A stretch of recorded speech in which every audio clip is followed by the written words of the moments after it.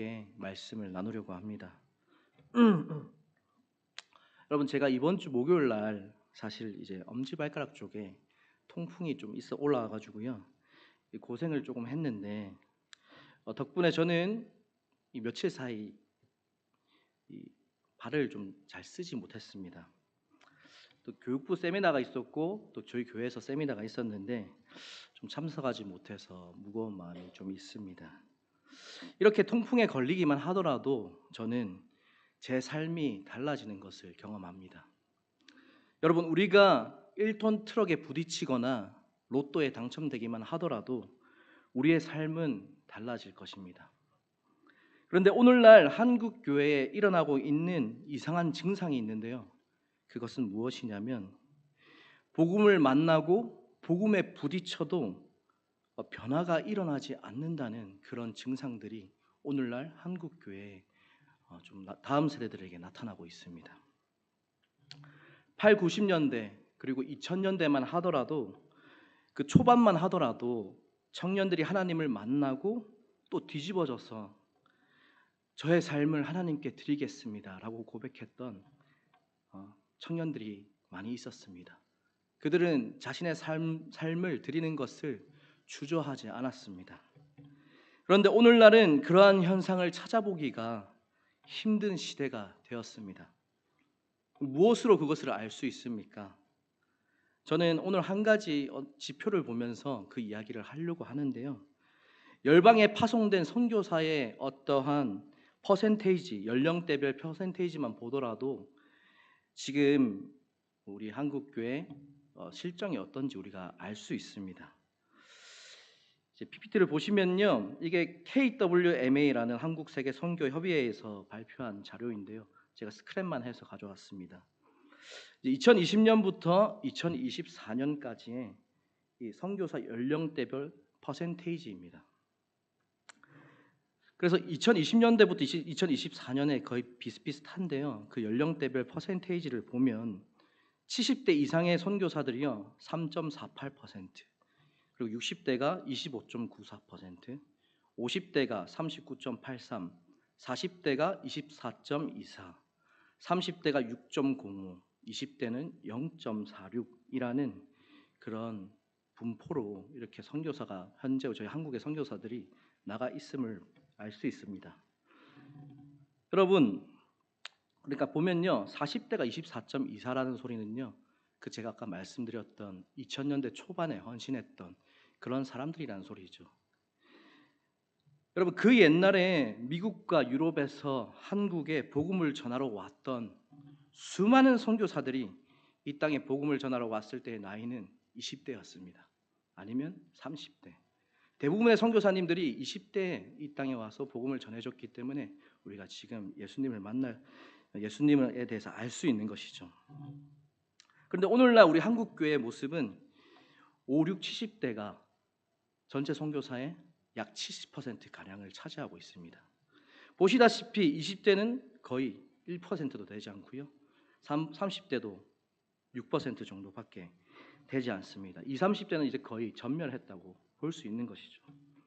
물론 선교사로서 헌신이 자신의 삶을 하나님께 드리는 한국교회의 기준이라고는 말할 수가 없습니다. 왜냐하면 여러 형태로 자신의 삶을 하나님께 드릴 수 있기 때문이죠.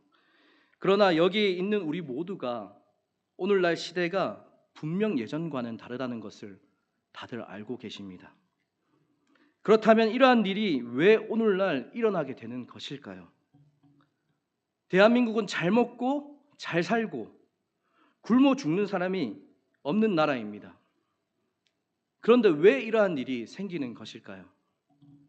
참 아이러니하게도 우리보다 못 사는 제3세계의 젊은 청년들은 오늘날에도 일어나서 자신의 삶을 하나님께 드리는 일에 주저하지 않는 청년들이 많이 일어나고 있다는 소식들을 종종 듣습니다. 왜 오늘날 우리의 청년들은 이렇게 된 것일까요? 저는 그 이유에 대해 오늘 함께 말씀을 통해 좀 말씀드리고자 합니다. 여러분, 성경에서는 변화의 수준을 어느 정도 업그레이드 된 수준이라고 이야기하지 않습니다. 아, 너 교회 다니더니 조금 착해졌구나. 너 교회 다니더니 조금은 공부를 잘하게 되었구나. 이런 류가 아니라는 것이죠. 성경이 말하는 변화는 아, 너 어느 정도 성장했구나라는 것이 아닙니다. 오늘 읽었던 본문 17절에 보면 정확히 이렇게 이야기합니다. 누구든지 그리스도 예수 안에 있으면 새로운 피조물이라. 따라서 성경이 이야기하는 것은 수준의 성장을 이야기하는 것이 아니라 완전히 새롭게 재창조가 되었음을 이야기하고 있는 것입니다. 그러니 복음을 만나고 예수님을 믿게 되었다는 것은 우리에게 재창조가 일어났다는 말입니다. 이것이 제가 오늘 말씀드리고 싶은 변화입니다. 이 변화를 알기 전에요, 우리가 좀 알아야 될 것이 있는데 그건 무엇이냐? 변화 같지만 변화가 아닌 것에 대해서 먼저 좀 나누려고 합니다. 그래서 변화 같지만 우리를 교묘히 속이는 변화가 아닌 것에 대해서 첫 번째로 말씀드리자면 그것은 상황과 조건만의 변화는 변화라고 할 수 없습니다. 이게 무슨 말이냐면요, 여러분 예를 들어 교회를 다니지 않던 사람이 교회를 나오게 되면 우리는 그 사람을 변화되었다라고 생각할 수 있습니다. 그렇지만 참 의미에서의 그 변화는 아닙니다. 왜냐하면 그 사람은 상황과 조건은 교회를 나오는 사람으로 변화되었지만 그 사람의 가치관은 그대로 있는 경우가 있기 때문입니다. 성경에서도 이러한 예를 찾을 수 있는데요, 바로 출애굽한 이스라엘 백성입니다. 여러분, 이스라엘 백성은 지난번에도 나눴지만 하나님의 백성이 되는 아주 극적인 변화를 경험했습니다. 이것은 그들이 간절히 원하는 일이기도 했고요, 그들은 노예 신분에서 자유인의 신분이 되었습니다. 그러나 그 변화가 그들에게 진정한 변화였나요? 그렇지 않습니다. 그들은 광야 40년 동안 무슨 일만 생기면 애굽으로 돌아가자, 애굽으로 돌아가자. 모세 왜 우리를 끌고 나왔느냐? 애굽으로 돌아가자라고 외쳤습니다. 외적으로는 하나님의 백성인데 그 내면의 실상은 여전히 애굽의 노예인 내면의 실상인 것이죠. 그러니 상황과 조건만의 변화는 변화라고 말할 수가 없습니다. 교회를 나오고 성도, 저같이 전도사라는 타이틀을 가지고 있어도 저의 생각이 세상의 가치와 같다면 진정한 변화라고 할 수 없을 것입니다. 그 마음의 중심이 변해야 변화라고 할 수 있습니다. 또 두 번째로 변화가 아닌 것이 있는데요, 그것은 바로 전심이 아닌 진심만의 변화입니다. 사람은요, 자기가 좋아하는 것을 할 때 진심으로 합니다. 그런데 문제는 그 진심이라는 것이 단 하나가 아니라는 거죠. 저는 이 자리에서 열심히 예배를 드리고 집에 가서 열심히 TV를 볼 수도 있습니다. 또 우리 다음 세대들은 이 자리에서 열심히 예배를 드리고 찬양을 하고 온 마음으로 찬양을 하고 노래방 가서도 온 마음으로 노래를 부를 수 있습니다. TV를 보지 말고 노래방 가지 말라는 뜻이 아닙니다. 제가 말씀드리고 싶은 것은 진심이 여러 가지가 있다는 것이죠. 사람의 진심은 여러 가지가 있다는 말입니다. 그러나 전심이라는 것은 진심과는 조금 다릅니다. 전심은 단 하나밖에 없는 나의 마음의 전부인 것이 바로 전심입니다. 그리고 나의 전심은 무엇이냐, 어떨 때 드러나냐면요, 선택의 기로 앞에 서게 되면 나의 전심이 무엇인지 드러나게 되어집니다. 아무리 제가 이 자리에서 그럴듯한 말을 한다고 하더라도 만일 제가 육체의 정욕, 안목의 정욕, 이생의 자랑 쪽으로 넘어진다면 나의 전심은 그쪽에 있는 것입니다. 여러분, 성경에 보면 부자 관원이 등장합니다. 그 부자 관원도요, 정말 영생에 대해서 진심이었습니다. 그래서 예수님께 찾아왔죠. 예수님, 내가 어떻게 해야겠습니까? 어릴 때부터 나는 모든 것들을 열심히 행해왔습니다. 그 부자 관원의 조건이 어떻습니까? 청년이었고 종교적인 열심이 있었고 지금으로 따지면 아주 건실한 기독교 교회 오빠였습니다. 그런 이 청년에게 예수님이 한 가지 주제를 던집니다. 그래? 너 모든 것을 갖추고 있구나. 그런데 너에게 한 가지 부족한 것이 있어. 그거는 너의 모든 것을 버리고 사람들에게 나눠주고 나를 따라와. 그렇게 했을 때 이 부자의 전심은 결국 그쪽으로 가 있었기 때문에 예수님을 따라가지 못하는 것을 우리는 볼 수 있습니다. 그 장면을 보면서 제자들은 의아해합니다. 저렇게 정말 신앙생활 잘하고 괜찮은 저 청년도 예수님을 따라가지 못하면 과연 누가 예수님을 따라갈 수 있습니까? 과연 누가 천국에 들어갈 수 있습니까? 그때 예수님이 말씀하시죠. 부자가 바늘개에 들어가는 것이 맞나요? 낙타가 바늘개에 들어가는 게 부자가 천국 가는 것보다 어렵다 이렇게 말씀하시죠. 이 말은 부자는 천국 가지 못한다는 말이 아니죠. 예. 이 말은 사람으로서는 불가능하다는 이야기입니다. 그러나 하나님은 하실 수 있는 거죠. 그래서 예수님을 우리에게 보내주신 거고. 아무튼 저는 이 모습을 보면서 말하고 고백하는 것이 전심이 아니라요, 내가 엎어지는 그쪽이 나의 전심인 것입니다. 그렇기 때문에 전심이 아닌 어떤 진심만의 변화는 사실 진정한 변화라고 할 수는 없습니다. 저는 지금까지 두 가지 변화에 대해서 나눴는데요, 이제부터는 진정한 변화에 대해서 조금 나누려고 합니다. 진정한 변화, 그 첫 번째는요, 바로 참 주인의 변화입니다. 여러분, 본래 사람은요 하나님과 연합되어 있었습니다. 그런데 선악을 알게 하는 나무의 열매를 먹는 순간 나라는 주인이 생기기 시작했죠. 그 순간부터 사람은 나를 섬기며 살아가게 됩니다. 또 자기 자신의 기준이 생기게 되어집니다. 선과 악을 알게 하는 원래 기준이 없었는데요, 나라는 존재가 생기면서 선과 악을 알게 되고 그 기준이 내가 되는 거죠. 그 중심이 결국 나입니다. 나로부터 선과 악의 기준이 나누게 되는 거죠. 이것을 자세히 들여다보면 나라는 주인을 지금 섬기고 있는 것입니다. 주인이 나인 것이죠. 예수 그리스도의 복음은 주인이 바뀌는 것을 의미하고 있습니다. 나라는 주인이 폐위가 되고 그 주인이 예수 그리스도가 되는 것. 만일 나의 삶을 움직이는 것이 여전히 나라면 이것을 변화라고 할 수 있을까요? 예수님을 믿는다라고 고백하는 것은 단순히 교회의 멤버가 되는 것이 아닙니다. 예수 그리스도가 나의 주인이 되셨다는 그런 고백인 것이죠. 만일 하나님이 나의 참 주인이 되셨다면 우리는 무엇으로 그것을 알 수 있습니까? 바로 이것입니다. 하루 24시간 중에 내가 어디에 더 시간을 투자하고 있는지 보면 알 수 있습니다. 또 돈도 마찬가지입니다. 돈을 사용할 때 나는 내가 원하는 것에 돈을 사용하느냐 아니면 하나님의 뜻에 따라 사용하느냐를 보면 알 수 있죠. 굉장히 사소한 것 같지만 이런 모습 속에서 우리의 참 주인이 누구인지 알 수 있는 것입니다.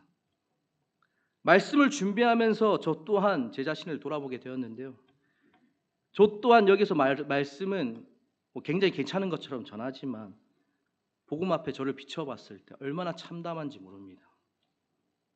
주인이 바뀌지 않는 한 아무리 은혜를 받았다고 말해도 결국엔 내가 나의 주인이 되어서 나를 따라가게 되는 것입니다. 두 번째로 진정한 또 변화는요, 사랑의 대상이 변화하는 것입니다. 복음을 만나기 전에는 세상을 사랑하고 세상을 사랑한다는 것은 곧 나를 사랑하는 것을 말합니다. 아까도 말씀드렸다시피 모든 것의 초점은 바로 나입니다. 그렇기에 성경은 세상을 사랑하면 아버지의 사랑이 그 속에 있을 수가 없다고 말하고 있습니다. 그런데 어떤 분들은 이렇게 얘기합니다. 저는 49%는 세상을 사랑하지만 그래도 분명한 것은 51%는 주님을 사랑해요. 세상도 사랑하고 하나님도 사랑한다고 말하지만 사실 내가 유일하게 사랑하는 것은 단 하나뿐입니다. 이 이외의 것들은 다 나의 야망 성취를 위한 이용 대상일 뿐이죠. 하나님도 예외가 될 수가 없습니다. 특히 저 같은 전도사, 하나님을 이용해 먹기가 딱 좋습니다. 하나님 이용해 먹어서 존경 좀 받아보고 인정받아보는 것. 사실 주인이 바뀌는 것이나 사랑의 대상이 바뀌는 것은 이 다루는 영역이 조금 다를 뿐이지 동일한 이야기를 하고 있는 것입니다. 세 번째로 진정한 변화, 진리 안에서의 참 자유를 누리는가입니다. 함께 요한복음 8장 31절에서 32절 말씀을 잠시 보도록 하겠습니다. 화면에 나와 있는데요. 제가 읽어드리도록 하겠습니다. 그러므로 예수께서 자기를 믿는 유대인들에게 이르시되 너희가 내 말에 거하면 참으로 내 제자가 되고 진리를 알지니 진리가 너희를 자유롭게 하리라. 아멘. 이 말씀은요, 예수님을 믿지 않고 배척했던 사람들에게 했던 얘기가 아니라 예수님이 자신을 믿은 유대인들에게 했던 말씀이었습니다. 그런데 이 말씀을 마치자마자 이 유대인들은요, 예수님을 돌로 쳐 죽이려고 했습니다. 그 이유가 무엇입니까? 왜냐하면 그들에게 건드리지 말아야 할 영역이 있는데요. 그것은 자유의 영역인데 그 부분을 예수님이 건드렸기 때문입니다. 이게 무슨 말이냐면 이 정통 유대인들의 자존심을 건드렸다는 말입니다. 유대인들은요, 자신들을 종의 자녀가 아니라 진정한 아브라함의 자손이라고 생각했습니다. 그렇기에 그들은 이 부분을 건드린 예수님을 향해서 돌로 치려고 한 것이죠. 그런데 이쯤 되면 예수님도 사실 타협할 수 있지 않습니까? 그래 너희들 아브라함의 자손이 맞아. 내가 한 말은 다른 의미야. 그런데 예수님은 자신의 이야기를 바꾸거나 타협하지 않으십니다. 왜냐하면 이들의 지금 상황은요, 진정으로 진리 안에서 자유를 누리지 못하고 있었기 때문입니다. 그렇다면 진리가 너희를 자유롭게 하리라 라는 이 말의 의미는 무엇입니까? 이 말의 의미는요, 이런 것입니다. 여러분, 예를 들어 우리는 스마트폰을 사용할 때요, 스마트폰에 대한 기능을 알아야 스마트폰을 사용하는 것에 있어서 자유함을 누립니다. 만일 이 기능을 모른다면 스마트폰을 사용할 때 자유함을 누릴 수가 없습니다. 이 기능을 모르면 스마트폰을 사용할 때 묶임을 느끼죠. 그런데 진리가 옳은 줄 알겠는데 만약에 이것이 나에게 묶임이 된다면 내가 서 있는 그 베이스가 어쩌면 진리가 아닐 수도 있다는 말입니다. 진리가 나의 베이스가 아니라 다른 그 무엇이 나의 베이스이기 때문에 오히려 진리가 묶임이 되는 것입니다. 결론은 하나입니다. 진리 안에 거하면 되는 것입니다. 그러면 자유함을 누릴 것입니다. 말씀으로 삶을 결론 내리면 진리가 우리를 자유롭게 합니다. 말씀을 알면 알수록 묶임을 느끼는 것이 아니라 더 큰 자유함을 누리게 될 것입니다. 마지막으로 네 번째 참된 변화는요, 가치관의 변화입니다. 여러분, 복음을 만나고 진정한 변화가 일어났다면 그 사람의 가치관은요, 변화할 수밖에 없습니다. 바울이 복음을 만나고 했던 고백이 있습니다. 그것은 이전에 내가 소중히 여기던 그 모든 것을 배설물로 여긴다는 고백이죠. 그는 겸손의 표현으로 이런 고백을 한 것이 아닙니다. 정말 바울의 그 가치관이 완전 변화했기 때문에 이러한 고백을 하고 있는 것입니다. 성경 속에는 가치관이 변화되어진 증인들의 고백이 곳곳에 등장하고 있습니다. 그 중에 몇 구절만 보더라도 그들의 한 가지 공통점을 발견할 수 있는데요. 그 공통점이 무엇이냐? 그것은 바로 그들의 기쁨의 이유, 또 그들의 슬픔의 그 이유가 바로 하나님 한 분이라는 것입니다. 성경에 여러 인물이 있지만 저는 이 시간 한 인물을 소개하고 또 1800년대에 활동했던 한 목사님을 소개하며 말씀을 마치려고 합니다. 먼저 하박국 3장 17절과 18절을 보도록 하겠습니다.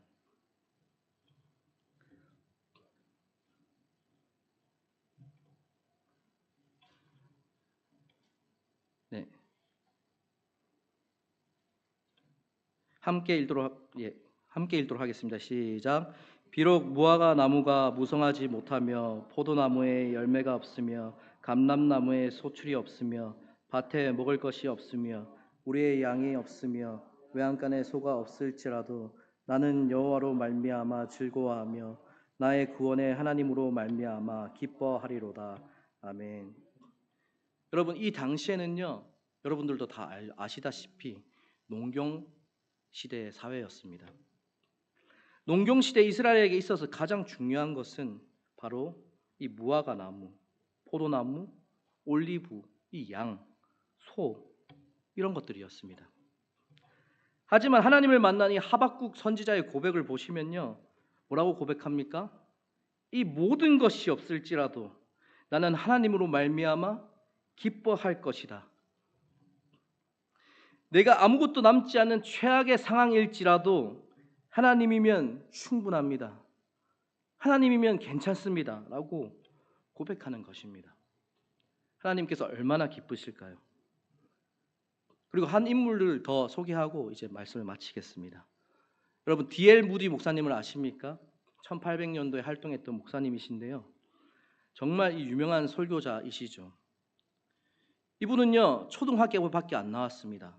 그리고 소시적에는 구두 수성공을 하셨습니다. 이제 나중에 하나님을 만나고 나서는 많은 사람들에게 영향력을 끼쳤던 목사님이시죠. 이분을 통해서 언더우드 선교사님도 한국에 오시기도 하고, 언더우드 선교사님이 아니네요. 예, 죄송합니다. 예, 하여튼 다른 선교사님도 제가 이름 헷갈렸습니다. 아무튼 이 무디 목사님의 고백을 좀 제가 들려드리도록 하겠습니다. 1871년 어느 날 이 무디 목사님이 사역하는 이 시카고 지역에 대화재가 발생했는데요. 이 하루 동안 화재가 계속 지속되면서 약 300명의 사망자가 발생했습니다. 이 화재로 인해서 이 무디 목사님이 사역하셨던 그 교회도 다 불타버렸고 그 집도 다 불타고 목사님이 평생 해왔던 그 설교 자료와 모든 자료도 불에 타버리는 일이 발생했습니다. 여러분, 지금도 반기독교적인 사상을 가진 신문 기자들이 많이 있습니다. 그런데 이 당시에도 그런 생각을 가진 신문 기자들이 있었습니다. 그래서 이 신문 기자 중 한 명이 야, 드디어 좋은 기회가 찾아왔다. 무디 목사님 그렇게 영향력 많이 행사했는데 내가 이번에야말로 이 목사님의 콧대를 꺾어주기리라 하며 이 무디 목사님을 찾아오게 된 것입니다. 그래서 무디 목사님에게 이렇게 질문합니다. 아이고 무디 목사님, 다 이러셔서 어떡합니까? 그러자 무디 목사님이 이렇게 대답합니다. 아니요, 저는 잃은 것이 없습니다. 그러자 기자가 또 이렇게 대답합니다. 아니, 믿음은 그렇다 치더라도 다 잃지 않았습니까? 교회도 불타고 지금 목사님 자료도 다 불탔지 않았습니까? 그때 무디 목사님은 이러한 고백을 합니다. 나에게는 예수 그리스도가 전부이시기 때문에 저는 아무것도 잃지 않았습니다. 그래서 기자가 입을 싹 다물었다로 이렇게 끝나게 되거든요. 여러분, 이것이 진정한 변화를 경험한 자들의 고백이었습니다. 그리고 이것이 우리 모두의 고백이 되시기를 주님의 이름으로 축복합니다. 네, 한 가지 기도 제목만 놓고 기도하신 후에 함께 찬양했으면 좋겠는데요. 우리 기도하실 때 좀 이렇게 기도했으면 좋겠습니다. 저는 이 메시지를 하면서 다른 누군가에게 메시지를 하는 것이 아니라 저 자신에게 메시지를 던졌습니다. 영진아, 너는 지금 하나님 앞에 참 주인이 바뀌었니? 너는 사랑의 대상이 바뀌었니? 너는 무엇 때문에 기뻐하고 무엇 때문에 슬퍼하니? 라는 질문을 던질 때요, 하나님이라고 대답하기가 제 자신의 삶을 봤을 때 쉽지 않았습니다.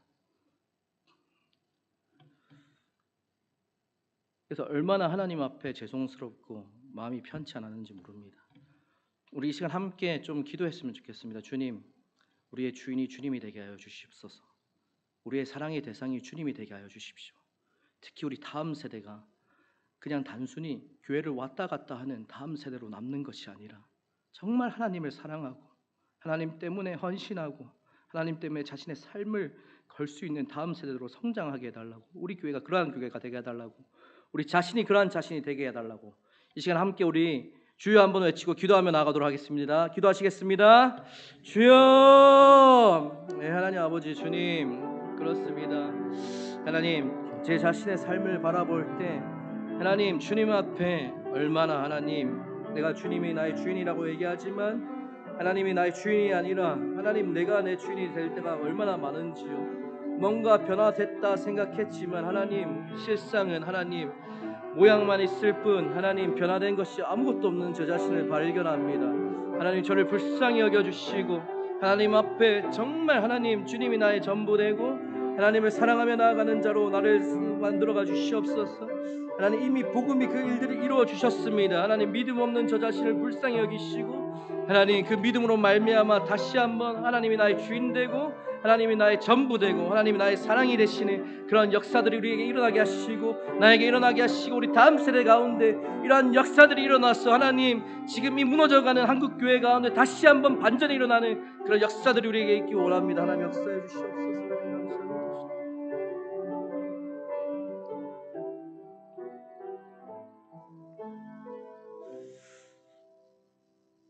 하나님 아버지, 날마다 사람들 앞에서는 조금 괜찮은 척하고 하나님 신앙 좋은 척하고 하나님 앞에서는 얼마나 하나님을 하나님답게 대하지 못했는지 모릅니다. 그런 저를 불쌍히 여기시고 오늘날 계속적으로 일어나는 다음 세대들의 어떤 탈선과 하나님 더 이상 뭔가 되지 않는 듯한 분위기 속에서 오늘날 우리 교회가 제 자신이 다시 한번 복음으로 돌아가게 하여 주시옵소서. 그래 하여서 주님 이 다음 세대를 살리고 우리 다음 세대들이 일어나 주님을 나라와 주님의 꿈을 품으며 달려가는 다음 세대 될 수 있게 하여 주시고 우리 교회도 그러한 교회 되게 하여 주시옵소서. 감사합니다. 이 모든 말씀 예수님의 이름